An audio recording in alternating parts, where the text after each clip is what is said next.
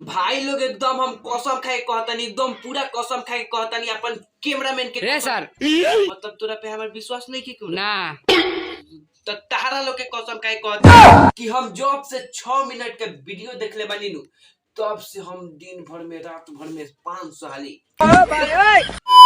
तो भाई लोग आज से कुछ साल पहले त्रिशाकर मधु के एमएमएस वीडियो सोशल मीडिया पे एकदम आग की तरह फैल रहे, हर जगह इहे बात के चर्चा चलत रहे, लेकिन उ कहल ना जाला रात गइल बात गइल। क्या क्या कहना क्या चाह रहे हैं भाई आप?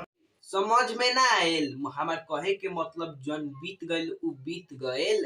अरे कहना क्या चाहते हो? हम कहे के ई चाहतनी मनोज तिवारी रवि किशन जी से कि रउरा लोग भोजपुरी इंडस्ट्री के नाम बदल के पॉर्न इंडस्ट्री रख दी लोग, काहे कि ई इंडस्ट्री में जितना गाना फिल्म शूट नहीं खे हो उससे ज्यादा तो ठोका ठोकी वाला वीडियो बना के वायरल कर देता लोग। तुम्हें शर्म है कुछ? ना भाई लोग, अब तुहे लोग बताओ लोग, 3 महीना पे एगो वीडियो देखे के मिल जाता। आरु मोदी जी आप ही वीडियो को कितना बार देखे हैं? तो मैंने कम से कम 5 बार देखा होगा।